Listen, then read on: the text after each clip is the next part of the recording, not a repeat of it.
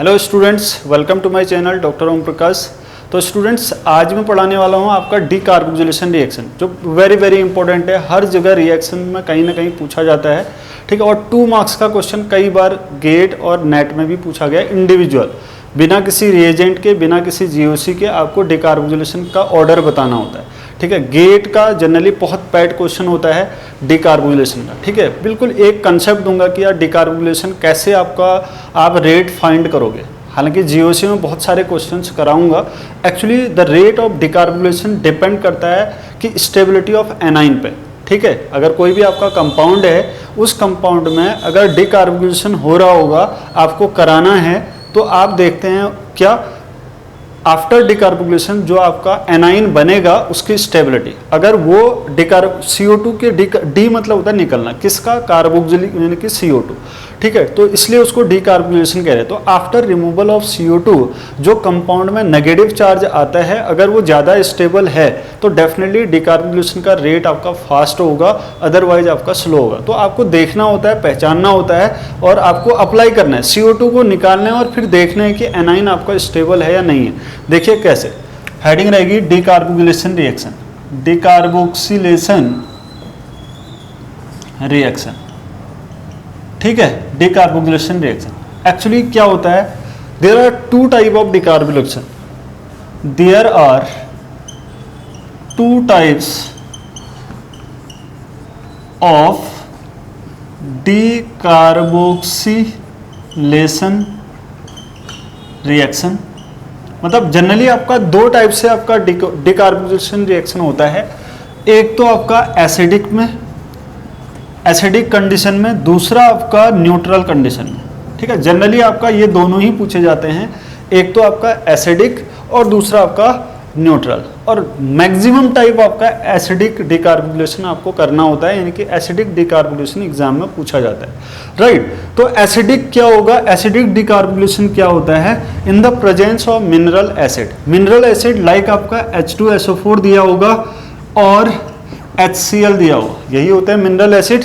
Mineral acid की presence में जब हम हीट करते हैं, तो हीट करेंगे तो क्या होगा, आपका CO2 का रिमूवल होगा कंपाउंड से और एनाइन फॉर्मेशन होगा, ठीक है। तो एसिड की प्रेजेंस में, मिनरल एसिड है H2SO4 HCl and after heating it removes CO2, that is called acidic decarboxylation, right. दूसरा होता है आपका न्यूट्रल डीकार्बोक्सिलेशन। इसमें हम पढ़ते हैं क्रेफ्टसो डीकार्बोक्सिलेशन, वेरी इंपॉर्टेंट, क्रेफ्टसो डीकार्बोक्सिलेशन, डीकार्बोक्सिलेशन, राइट। तो 2 तरीके के मैंने आपको डीकार्बोक्सिलेशन बताए, एक तो आपका एसिडिक और दूसरा आपका न्यूट्रल। एसिडिक में तो क्या है, mineral acid with heat, and क्रेफ्टसो डीकार्बोक्सिलेशन में क्या होता है कि यहाँ पर आपका LiCl या फिर NaCl के साथ लेते हैं आपका DMSO और आपका DMF, यह आपका यहाँ पर लिया जाता है DMF, डाईमिथाइल सल्फोक्साइड या फिर आपका डाईमिथाइल फॉर्माइड, ये ले सकते हैं किसके साथ, LiCl NaCl के साथ। तो तब अगर डीकार्बोक्सिलेशन होता है तो उसको बोलते हैं आपका क्रेफ्टसो डीकार्बोक्सिलेशन या फिर न्यूट्रल डीकार्बोक्सिलेशन, ठीक है। और ये है आपका एसिडिक डीकार्बोक्सिलेशन, राइट। तो भैया क्या होगा, देखिए एग्जाम्पल से समझते हैं। First one is acidic decarboxylation. Acidic decarboxylation में क्या होगा, जैसे मान लो कोई कंपाउंड है लाइक आपका इस तरीके से, और यहां पर C डबल बॉन्ड OH इस तरीके का है, ठीक है। और यहां आपने H2SO4 या आपका हीट किया, यानी कि डीकार्बोक्सिलेशन किया, ठीक है। HCl डाल दिया, कोई भी आपका मिनरल एसिड डाल दिया, मिनरल एसिड डाल दिया और आपका हीट किया।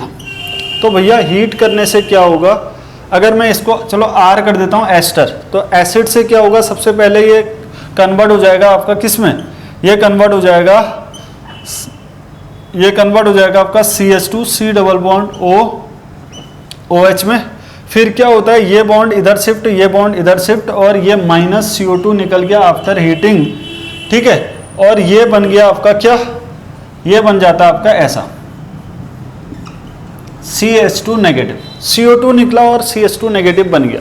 ठीक है, अब देखो ये डिकार्बोक्सिलेशन पॉसिबल है या नहीं है? पॉसिबल है। क्यों? क्योंकि जो आपका यहाँ पर एनाइन बन रहा है ना, ये एनाइन आपका स्टेबल है। कैसे स्टेबल है? रेजोनेंस से। ठीक है, क्योंकि ये आपका बेंजाइलिक एनाइन है, तो बेंजाइलिक एनाइन आपका स्टेबल होता है with the help of resonating structures, तो ये डिकार्बोक्सिलेशन आपका पॉसिबल होगा। राइट, तो ऐसे क्या होता है, आपको रेट देखना होता है कि यार डिकार्बोक्सिलेशन का रेट फास्ट कहाँ पर होगा और स्लो कहाँ पर होगा। सपोज दैट नेक्स्ट क्वेश्चन है आपका, अगर इस टाइप का कुछ क्वेश्चन है, C double bond O CH2 C double bond O OET, ठीक है, ऐसा है, और आपने यहाँ पर H2SO4 एंड हीट कर दिया, तो ये क्या होगा आपका R C double bond O and आपका जेमिनल डाई एस्टर भी ले सकते हैं यहाँ पर, चलो कीटो एस्टर, ठीक है, इसको कीटो एस्टर भी बोल सकते हैं। तो चलो ये किस में कन्वर्ट हो जाएगा आपका डबल बॉन्ड OH में। ठीक है, फिर क्या हुआ, आफ्टर फर्स्ट स्टेप में तो H2SO4 डाला, इसमें आप हीट करोगे तो ये चीज़ आपका क्या बन जाएगी, RC double bond O CH2 negative. अब ये नेगेटिव स्टेबल है ना, किसकी हेल्प से? रेजोनेंस, क्योंकि भैया यहाँ पर रेजोनेंस 1 2 3, तो ये बॉन्ड इधर शिफ्ट, ये इधर शिफ्ट, तो RCO negative double bond CH2। फिर हम इसका वर्कअप कर देंगे भैया, क्या बनेगा, RCOH डबल बॉन्ड CH2। अब देखो ये इनॉल है, ये टॉटोमराइज होगा, तो ये बन जाएगा आपका R double bond C double bond O, और ये बन जाएगा आपका CH3, क्योंकि इनॉल फॉर्म लेस स्टेबल होती है कीटो फॉर्म से, तो ये कीटो फॉर्म में कन्वर्ट हो गया। राइट, तो ऐसे आपका डिकार्बोक्सिलेशन होता है। तो ये तो था एसिडिक डिकार्बोक्सिलेशन। अगर इसी में एक और एग्जांपल देखते हैं, अगर क्या होता है, देखो अगर मान लो ऐसा है, आपने RC double bond O C double bond O OET, ठीक है, ऐसे देख लिया। अब यहां पर एसिड डाला, तो ये बना आपका C double bond O C double bond O OH। ठीक है, फिर आपने हीट किया, तो हीट करने के बाद क्या होगा, डिकार्बोक्सिलेशन, ये क्या बना, C double bond O minus CO2 निकल गया और यहाँ पर नेगेटिव। अब देखो क्या ये नेगेटिव स्टेबल होगा? ये नेगेटिव स्टेबल नहीं होगा। क्यों? क्योंकि ये नेगेटिव तो बिल्कुल फिक्स हो गया ना, यहाँ पर तो रेजोनेंस पॉसिबल है ही नहीं। तो ये वाला जो डिकार्बोक्सिलेशन का रेट है ये बहुत स्लो होता है, क्योंकि जो बनने वाला एनाइन है वो स्टेबल नहीं। तो आपको रेट, अगर एग्जाम में क्वेश्चन पूछता है तो आपको रेट कैसे देखना है, जितने भी आपको एग्जाम्पल दिए होंगे आपको सारे के CO2 निकाल देने हैं। CO2 निकालने के बाद आपको एनाइन चेक करना है। अगर एक एनाइन ऐसा है, दूसरा एनाइन आपका ऐसा बनना है, कैसा, C double bond O CH2 negative, ये डेफिनेटली ऐसा जिस कंपाउंड से ये वाला एनाइन आएगा वो ज़्यादा स्टेबल हो रहा है with the help of resonance. यानी कि यहाँ पर तो डिकार्बोक्सिलेशन पॉसिबल है, लेकिन आपका यहाँ पर नहीं है, क्योंकि यहाँ पर रेजोनेंस नहीं हो रहा है या बहुत स्लो है, ऐसा कह सकते हैं। राइट, तो आप ऐसे डिकार्बोक्सिलेशन को, एसिडिक डिकार्बोक्सिलेशन को पता कर सकते हो। अब नेक्स्ट है आपका न्यूट्रल डिकार्बोक्सिलेशन। न्यूट्रल, बहुत सारे क्वेश्चन पूछे गए हैं गेट और नेट में और IIT जैम में। मैं अलग से डिकार्बोक्सिलेशन के जितने क्वेश्चन होंगे एक वीडियो सारे क्वेश्चन में डिस्कस कर दूंगा। राइट, तो वहाँ पर आपके क्वेश्चंस कवर हो जाएंगे सारे और कंसेप्ट भी क्लियर हो जाएगा। अभी आपको केवल डिकार्बोक्सिलेशन पढ़ना है कि यार होता क्या है। ठीक है, आप भी अगर क्वेश्चन देखोगे इस कंसेप्ट से तो आपके कहने बन जाएंगे न्यूट्रल डिकार्बोक्सिलेशन रिएक्शन। ठीक है, तो न्यूट्रल डिकार्बोक्सिलेशन रिएक्शन का एग्जांपल होता है आपका क्रेब्सो डिकार्बोक्सिलेशन। तो यहां पर क्या है, मान लो एक्चुअली अगर जब जेमिनल डाई एस्टर लिए जाते हैं, जेमिनल डाई एस्टर, देखो मान लो अगर क्वेश्चन कुछ इस तरीके से है, CH2 C double bond O OET and आपका C double bond O OET है, और यहाँ पर आपका LiCl लिया है या फिर और आपका NaCl लिया है, और इसके साथ DMF ले रखा है या फिर आपका DMSO ले रखा है। ठीक है, ये है आपका क्रेब्सो डीकार्बोक्सिलेशन, राइट। तो भैया क्रेब्सो डीकार्बोक्सिलेशन में क्या होता है आपका, और हीट तो हो गई, डीकार्बोक्सिलेशन में आपका हीट की जरूरत तो पड़ती ही है।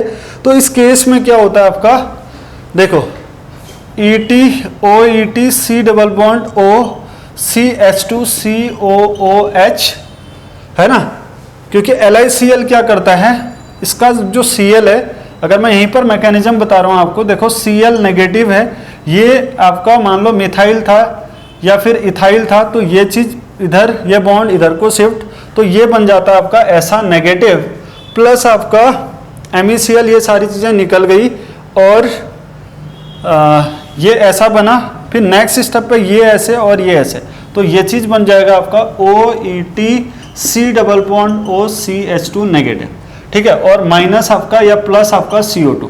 तो इससे क्या बना, देखो ये CH2 नेगेटिव आपका स्टेबल है, ठीक है, ये आपका CH2 नेगेटिव स्टेबल है। तो जब भी आपका geminal di ester doesn't exist, वैसे जनरली जेमिनल जो डाई एस्टर होते हैं या जेमिनल जो डाई एसिड होते हैं कार्बोक्सिलिक एसिड, वो स्टेबल नहीं होते हैं, ठीक है। तो जब भी आपका जेमिनल डाई एस्टर्स हैं और इस तरीके का NaCl या LiCl विद DMF या DMSO दिया होता है, तो उस केस में भी आपका डीकार्बोक्सिलेशन होता है। लेकिन इसको अगर ऐसा रिएजेंट दिया है तो इसको बोलते हैं क्रेब्सो डीकार्बोक्सिलेशन, और ये न्यूट्रल डीकार्बोक्सिलेशन होता है। तो यहाँ पर इसकी ब्यूटी ये है, मान लो अगर एलिमिनेशन की पॉसिबिलिटीज नहीं होती है जनरली, ठीक है, मतलब साइड प्रोडक्ट जनरली क्रेब्सो डीकार्बोक्सिलेशन में कम मिलते हैं, ठीक है। मान लो अगर आपका कुछ ऐसा है, एक क्वेश्चन है आपका,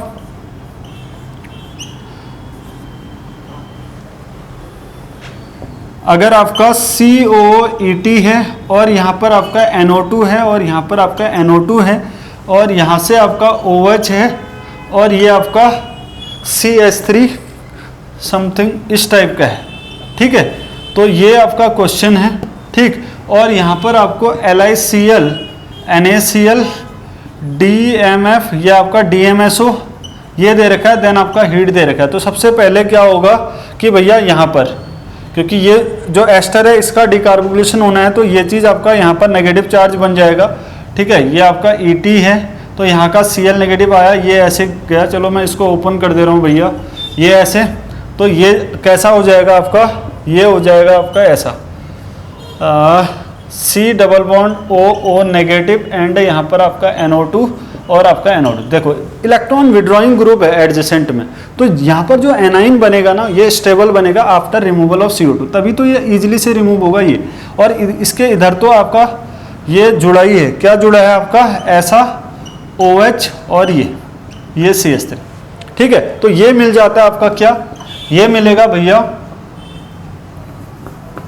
ये मिलेगा नेगेटिव और आपका NO2 और आपका NO2, राइट, ऐसा मिला। और यहाँ पर आपका ऐसा CH3 और आपका ये OH, राइट। तो एक्चुअली क्या होता है कि आपका ये जब क्रेब्सो डीकार्बोक्सिलेशन होता है तो यही आपका प्रोडक्ट आपका मेजर होगा, देन आपका वर्कअप कर देंगे, वर्कअप करने से ये क्या हो जाएगा आपका H पॉजिटिव दे देंगे, तो ये आपका क्या बन जाएगा, मतलब एलिमिनेशन की पॉसिबिलिटीज नहीं होती है यहाँ पर। किसकी पॉसिबिलिटीज नहीं होती है, एलिमिनेशन की। OH अदरवाइज क्या हो जाता है आपका, अगर एसिडिक अगर करता हूँ मैं यहाँ पर, तो यहाँ पर डबल बॉन्ड आ जाता है, इनकी एलिमिनेशन रिएक्शंस मिलती हैं हमें, तो यहाँ पर एलिमिनेशन आपका नहीं मिलता है, ठीक है। तो मैंने यहाँ पर एक वर्ड बोला आपका वर्कअप, वर्कअप से यहाँ पर H आ गया, राइट। वर्कअप का मतलब क्या होता है, इस चीज को भी समझ लो, ये है आपका क्रेब्सो डीकार्बोक्सिलेशन। वर्कअप का मतलब क्या होता है कि भैया देखो, कई बार रिसर्च में आप PhD करोगे, रिसर्च में कई बार आपका वर्कअप वर्ड आता है, ठीक है। क्या वर्ड आता है आपका, वर्कअप, ठीक है। कि हम कहते हैं कि यार जैसे कोई ऑर्गेनिक सिंथेसिस में जनरली हम रिएक्शंस को लगाते हैं, तो एंड वाला स्टेप होता है आपका कि वर्कअप। वर्कअप का मतलब होता है जब रिएक्शन कंप्लीट होती है, after the completion of reaction हमें जो आयनिक कंपाउंड मिलता है, आयनिक कंपाउंड मिलता है, उस आयनिक कंपाउंड को हम सॉल्वेंट के साथ एसिड की प्रेजेंस में हम क्या करते हैं, आपका सॉल्वोलिसिस कर देते हैं उसका, यानी कि उसको एक तरीके से आयनिक स्पीशीज को न्यूट्रल कर देते हैं with the help of solvent, in the presence of acid that is called workup. ठीक है, तो आपने देखा होगा एंड में हम क्या करते हैं, वाटर के साथ उसको फिल्टर कर दें, वो भी आपका वर्कअप कहलाता है। तो वर्कअप का मतलब क्या होता है, जब कंप्लीट हो जाता है, फाइनल स्टेप होता है वर्कअप, जब कंप्लीट हो जाती है रिएक्शन तो उसमें जो भी एनाइन या कैटाइंस एनाइंस बचे होंगे जनरली, हम क्या करते हैं, आपका सॉल्वेंट के साथ एसिड की प्रेजेंस में उसको फिल्टर करेंगे या आप एक बार रिएक्शन कराएंगे तो जितने भी आयनिक चार्ज स्पीसीज हैं वो आपका न्यूट्रल हो जाती है, that is called workup, right. तो अच्छी रेफरेंस अगर बुक पढ़ते हो तो वहां पर भी लिखा होता है, कई बार आपका वर्कअप लिखा होता है। ठीक है, वर्कअप लिखा होता है, तो वर्कअप का मतलब यही होता है, वर्कअप करना मतलब कोई एडिशनल कोई रिएजेंट नहीं है। तो कई बार हम इससे भी कंफ्यूज करते हैं, राइट। वो अंडरस्टूड होता है, अगर कई बार वर्कअप नहीं भी लिखा होता है तो भी अगर रिएक्शन जैसी कंप्लीट होती है वो अंडरस्टूड होता है कि हम फाइनल स्टेप वर्कअप करते हैं, राइट। Thank you.